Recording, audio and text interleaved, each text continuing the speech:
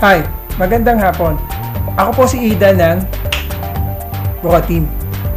Nandito ako upang ituro sa inyo at i-share ang isa sa pinakamadaling paraan para kumita sa internet. Gamit siyempre ang inyong laptop. Gusto nyo bang malaman ang dalawang power tools na pinagmamalaki namin? Tara!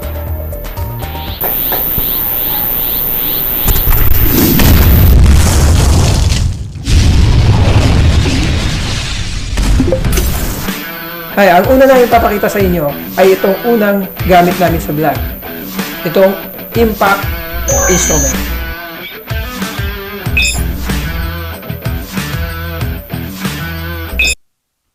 Okay, balikan po sa ating training. First, ilalagin po natin yung ating user account and password.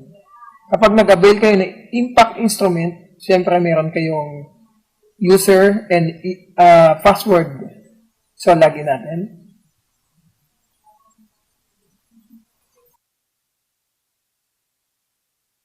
Yung makikita nyo sa first page ay isang video na meron siyang kasamang tutorial. So, ipakita ko sa inyo. Hi, thank you for purchasing Impact Instrument. I want to congratulate you for making the right decision to build your online business using this very powerful tool. In this short video, I will show you some of the first important steps in setting up your Impact Instrument website so you can get started right away in publishing your content, generating lots of leads, and making sales for your online business. First thing you need to do is to create your website. One nice thing about Impact Instrument is we're going to provide you with your website address. We're going to give you a subdomain and a multiple domains options. So, let's click the create site link or button that you're going to find on this page. Here, you can set the address that you would like to use for your website. For the site domain, you can simply use your name or your business name. Then, choose which domain name that you would like to use from these options. Now, let's give your site a title. You can change this later on. For the privacy, let's leave this no for the meantime. We will change this later on once your site is ready to accept visitors and accept website traffic. Then simply click the Create Site button to continue. And that's it. You already created your Impact Instrument site. Now simply log in and let's check out our new website. You can do that by going to My Site and then Visit Site. By default, your site will come with pre-loaded contents and images. This is just to give you an idea on how your blog would look like. Okay, nakita nyo. Meron siyang free tutorial. So, ipinakita niya na ang maganda dito sa Impact Instrument, pwede ka nang gumawa ng mismong domain mo. So, kasama na siya sa babayaran mo. So, after mo makagawa ng domain, so, ngayon, magdi-design ka na ng iyong page. Sige. Ito, ipakikita ako sa iyo yung design mismo ng aming grupo. Okay, ilalagin ko yung aming username. Kagaya ng nakita mo kanina. Tapos, pupunta tayo sa dashboard. Kagaya ng ginawa niya kanina, pumunta sa My Site, sa Visit Site, then right-click mo, open mo, makikita mo ang iyong design. Okay. Ayan yung aming page. Okay. Kung makikita nyo, meron siyang menu, home, about me, blog. Pag hilik mo itong blog, yan yung sample ng blog namin. Ang maganda sa Impact Instrument, tingnan mo, para sa website na talaga, pwede kang maglagay o mag-link ng video gaya nito. Okay, play natin. Pag-uusapan natin ngayon yung dalawang strategy na pwede mong i-apply para kumita ng malaki sa internet gamit yung mga tools at yung master plan. Link ang Facebook. So, napakaganda. So, yan, ituturo namin sa iyo. Ito pa. Pwede kang dumiretsa sa Facebook. Ito yung sample. Okay. Yan. Kita nyo, diretso. Tapos, back. Para bumalik sa page. Ganun din, pag Twitter naman. Diretso na mismo siya doon sa inyong Twitter. So, kapag mayroong magbibisit ng inyong blog page, diretso sa lahat ng iyong mga account. Kahit YouTube. Yan. Yun yung sample ng mga video namin. Okay. So, balik tayo sa dashboard. Okay. Nandito na tayo sa dashboard. So, ituturo ko sa inyo kung paano gumawa ng blog dito sa Impact Instrument kung gaano kadali. So, first, click mo lang itong blog post. Okay. So, yan. Makikita nyo, ito yung mga ginawa na namin. Mga posts. So, ito yung sample. Pwedeng i-edit. Okay. Edit natin. Okay, ayan. So, makikita niyo yung title ko. Vlogger ka ba? Watch mo to. So, kunyari, assuming na yan yung, yung title ng vlog mo. So, ganito yan mababasa nyo, edit post. So, pagka nag-new ka, i-click mo tong new, lalabas niyan blanco. Ito blanco. So, blanco yan. Okay, so ngayon, gagawa ka ng title mo. So, let's say, ang title natin ay ito, vlogger ka ba? Watch mo to. So, by the way, ang maganda dito sa Impact Instrument, meron siyang instant headlines copywriter. So, ibig sabihin, halimbawa, wala kang maisip na title, for example, ano yung iba-vlog mo ngayon? So, minsan, nabablanko ka. So, ang gagawin mo, so, halimbawa, tungkol saan ba yung gusto mong ipatungkulan na vlog. So, halimbawa, about marketing. I-type mo lang siya dito sa box na to. Tapos, click mo lang itong generate. So, makikita mo, yun ang maganda dito, nagbigay siya ng mga suggestion, o yan, halimbawa, let's say ito, 5 cliches about marketing you should avoid. Diba? Ang dami mong pagpipilian, 5 things everyone gets wrong about marketing. Yan. So, may agad may isip na topic. So, yun. So, maganda, diba? So, balik tayo. Halimbawa, ito nga. Let's say ito, vlogger ka ba? Watch mo to. So, yan. Itinipe ko dyan yung ating title. And then, dito, sa bandang baba, makikita mo, merong text box. Ayan. So, delete ko muna to. Delete ko muna. So, ito, ang nilagay ko dito, narito na ang pinagmamalaki naming bagong tools na mapagpapadali ng iyong trabaho.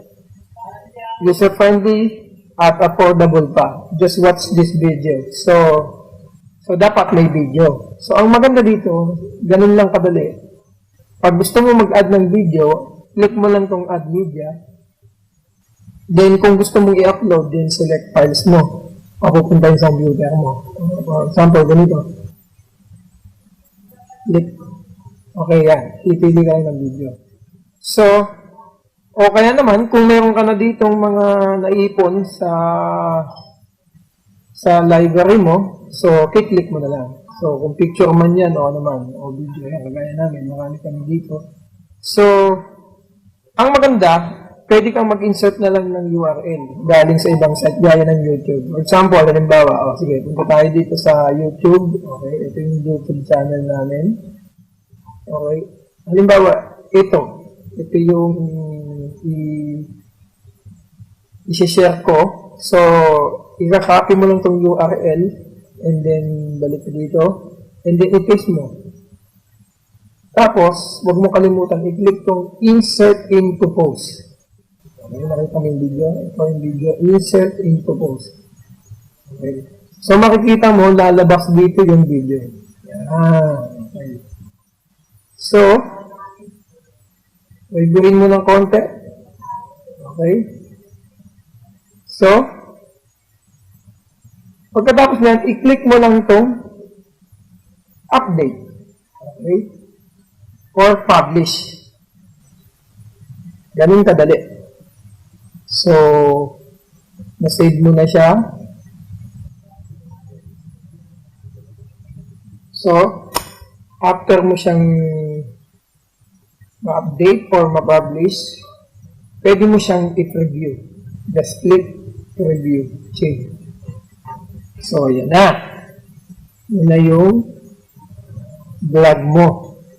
Okay, nakita mo? Ito yung tinipe natin title kanina. Vlogger ka ba? What's mo to? Narito ang pinagmamalaki namin bagong tools na magpapadali ng iyong trabaho, user-friendly, at affordable pa. Just watch this video. So, okay, di ba? So, ganun kadali. Simpleng-simple lang gumawa ng vlog sa Impact Instrument. Ayan. Nakita nyo ang Impact Instrument. Ang sunod na power tools ay itong Pages. Ayan. So, first na gagawin natin, makikita nyo dito sa first page ay create a new page. Yung mga nakikita nyo ay yun na yung mga page namin na ginawa. Okay, mga page. Okay, simulan natin. Click natin to. Okay, mamimili tayo ng template. Okay. Okay. So, ang gawin natin ay pili lang po tayo ng template. Dito tayo sa sales, for example. Ang napili natin ay sales page with pricing. Okay. Titlean muna na natin. Test na lagay natin. Then page.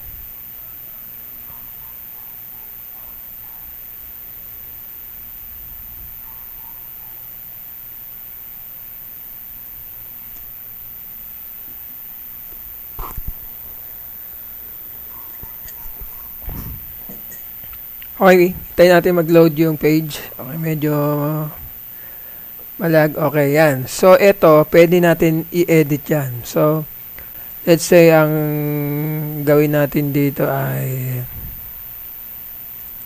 type lang tayo. Free training video. Okay. Pwede nyo palitan ng kulay niyan. Halimbawa, dito, pindutin nyo lang yung pencil. Tapos, makikita nyo dito sa left side, meron color. Click nyo lang. Halimbawa, gawin natin pula.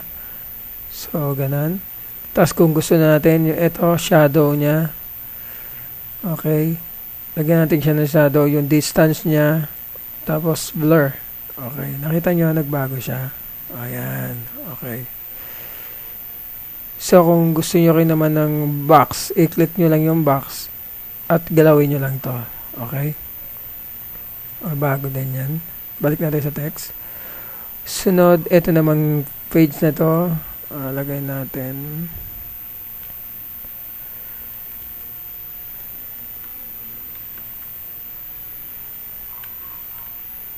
Free video na makakatulong sa inyong online business. Yan. Yan. Okay. So, pwede nating edit ulit yung text. Bold natin. Palitan din natin ng kulay kung gusto natin. Ito, dito.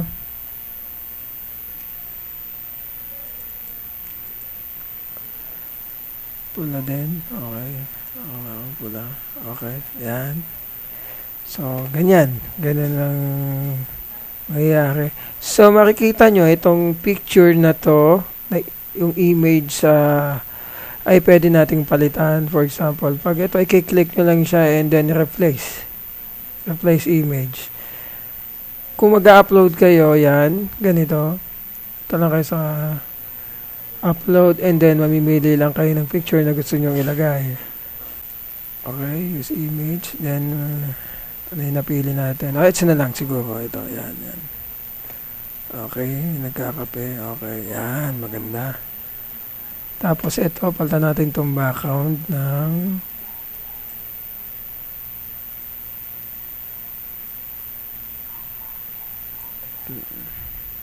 ito. So, by the way, ito mga nandito, ito na yung nasa gallery ko. Yung image na na-upload ko na. Make sure na kapag magpipili kayo, mag-choose kayo ng picture, dapat isa lang yung nakaklik, kagaya nito, dalawa. So, dapat tanggalin mo to at ito lang mismo yung i-highlights mo, tapos use image. Okay. Ayan, nakita nyo, nagbago na. So, ngayon, pindutin natin tong image, i-customize natin, gawa natin na siya ng shadow. Gusto ko siyang gawing black. Gawin natin black. Okay, choose. Tapos, galawin natin itong distance. Nakita nyo may lumabas. Then, spread. Ayan, nakita nyo. Nagkaroon siya ng shadow. Okay, di ba? Mas maganda. Okay. Ito, pwede nyo rin paltan. Kung ano man yung gusto nyo ilagay na back na logo. Halimbawa, paltan natin. Okay, mamili na lang tayo dito sa na-upload natin. Ganun ulit. Kung gusto nyo sa computer, ganyan na lalabas. Kung hindi naman, yung nandito na na-upload. O kagaya nito, may mga na-upload na kami. Mamimili na lang tayo. Tapos ito, tanggalin nyo yan. Dapat make sure na ito lang ang kung ano lang yung napili nyo image, yun lang yung naka-highlight at yun yung use image nyo. Okay, nakita nyo na. Okay, napalta na. Naging logo na. Okay. Ilagay na natin. So, maganda dito sa Rocket Pages is meron pa siyang mga pwedeng kang gawin. So, halimbawa ito, hindi mo na kailangan umalis. Halimbawa, gumamit ka ng, halimbawa yung tinatawag nating capturing, parang ganito. Gusto mo maglagay gusto mo ma-capture yung email nila bago nila panoodin yung binibigay mong offer na free video. Halimbawa, ito, i-click natin to kasi 'di ba, free training video, free video na makakatulong sa inyo at nakalagay dito, check this out, okay? By the way, pwede nyo rin palitan yan. Pwede nyo palitan to, mag-type din kayo ng ano yan. Halimbawa, check, click me, o kaya watch, okay, yan, pwede, diba? Tapos, ngayon, paano mangyayari, no? So, i-click nyo itong box na to, ilalabas na yan, tapos, i-click nyo itong parang kadena, tapos, ito maganda, no? May mga pagpipilian, may option. Gagawa tayo ng squeeze box. Itong squeeze box, yung magka-captured ng mga details ng iyong prospect. Mamili tayo ito. Kunyari ito. Okay, ito. Choose. Ayan, napili natin. So, lalabas. So, ito maganda dito. Kung gusto mong dagdagan, yung, di ba, email lang nakikita mo, tapos name. Gusto mo makapture din yung number niya. Okay. So, ayan na. So, yun. Pag in-uncheck mo, wala. Ayan, di ba? So, lagyan natin ang pangalan nila saka cellphone number. So, ngayon, ito, pwede natin palitan ng image. Ganun uli. Replace. Let's say, ang gagamitin ko ay ito. Okay. Use image. Ayun, nakita nyo, ayun na. Ano nagamit? Yung Bukayo Uniteam. Okay, Bukayo Uniteam. Tapos, pwede nyo baguhin din to. So, pero okay na ito. Simply enter your email below. Baguhin natin. Kasi, meron din siyang pangalan may name siya. So, gawin natin your details. Okay, details below. To get 100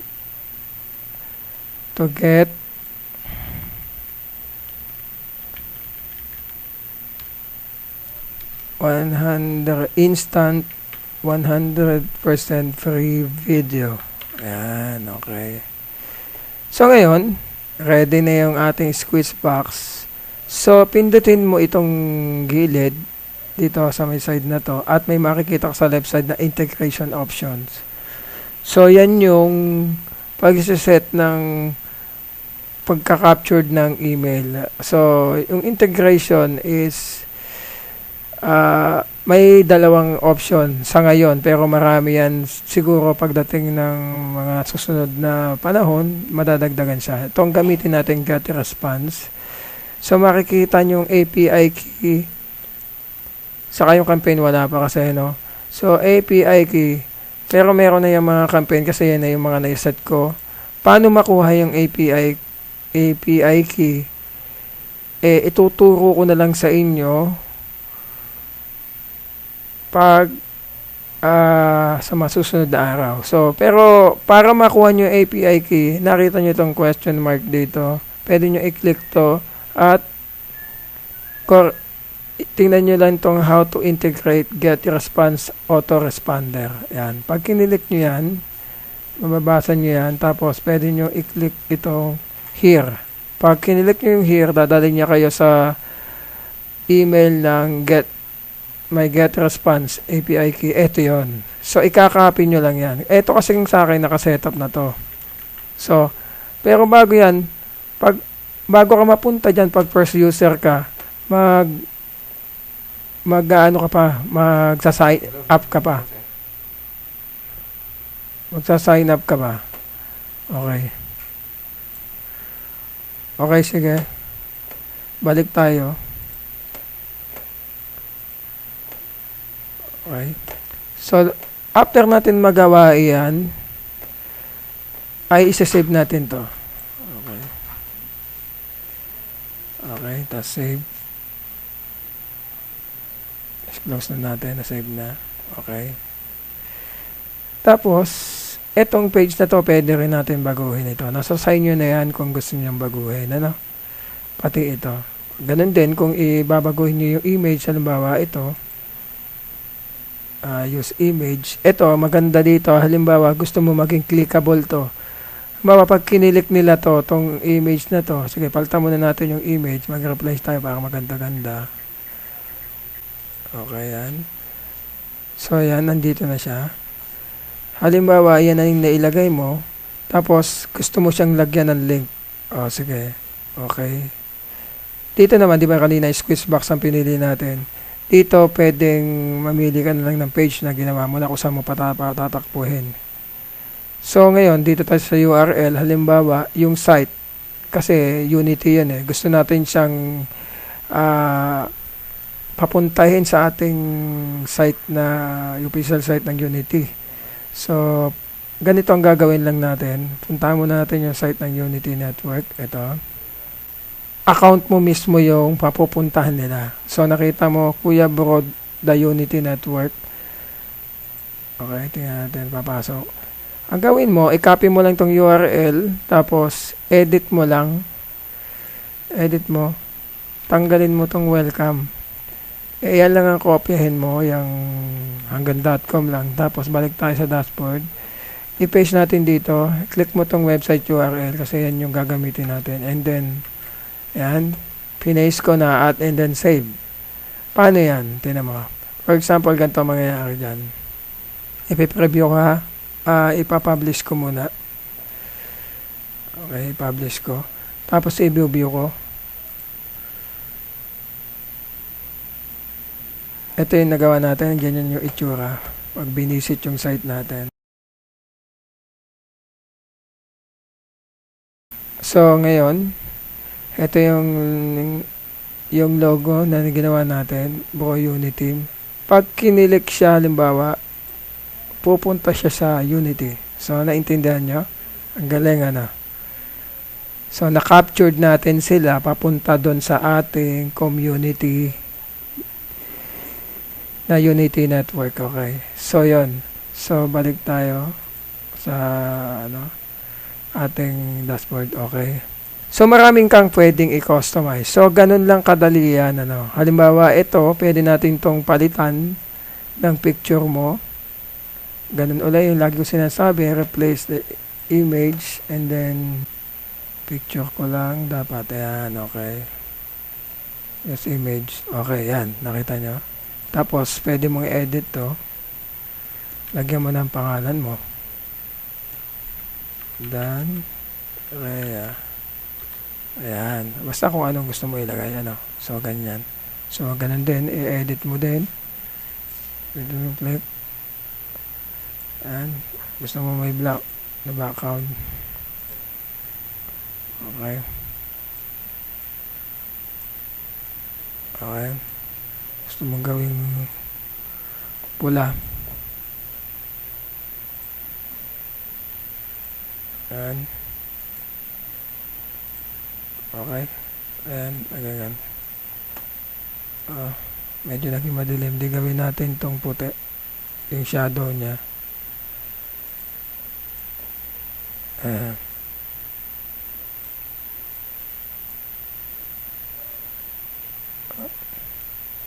Ayan. Okay. So, ganyan na nalabas sa kanya, So, naintindihan nyo na kung paano, kung gaano kadali. Ito nung maganda, video. Halimbawa, ito maganda sa video. Meron siya, nung kinilik mo tong box na to, sa left side, meron siyang lalabas na URL. So, meaning, dyan mo ipe-paste yung URL. Halimbawa, punta ka ng YouTube. Punta tayo sa YouTube, sa aming channel. Buo Unity. Okay, yung channel namin. Tapos mamimili ka lang. Okay. Let's say ito yung gusto mong ilagay. Ito, i-click mo to. Tapos i-copy mo lang yung URL na to ng YouTube. Tapos balik tayo dito at yun yung ipe-paste mo dyan. Okay, paste mo. So para maganda, kung gusto mo pagbukas ng page mo ay nagpe-play na siya agad, click mo tong autoplay. Make sure na i-check mo din tong hide control saka hide related videos. So ibig sabihin, itong hide related videos, ang maganda dito sa Rocket Pages, hindi niya ipakikita yung iba pang content ng YouTube. Halimbawa, ito lang talaga ang gusto mong ipakita, yung YouTube lang na URL na yun lang yun. Hindi, pagkatapos niya, stop lang siya, hindi nalalabas yung iba pang video kasamahan niya. So, maganda, di ba? Yung hide control para hindi maire-rewind, hindi maipapass forward. So, ganun yan. So, ito yung sample. I-save natin. Tapos, i-publish natin. Ayan. Kusa na siya nagpe-play.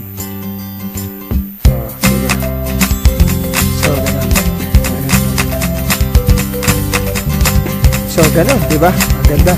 Tapos, ito, pwede mo i-edit yan. Punta ka lang sa dashboard. So, pwede mo siyang lagyan ng caption ulit. Okay. Video review.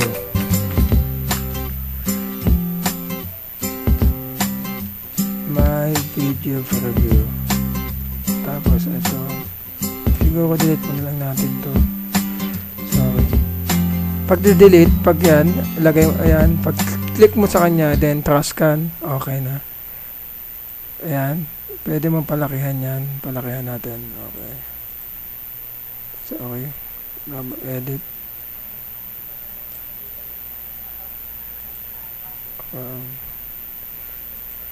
Okay. Okay. So, yan yung style niya. Parang nagdodoble siya, di ba? So, nasa inyo naman yan kung ano. Ayan. So, yan. So, okay. Ayan. I hope may natutunan kayo sa dalawang power tools na talagang kapaki-pakinabang at talaga namang user-friendly pa. Sa mga susunod ay ituturo namin sa inyo once na kayo lalo na ay mag-join sa aming Pro Unity Group powered by Unity Network Philippines. Hanggang sa muli, maraming salamat. Rock and roll!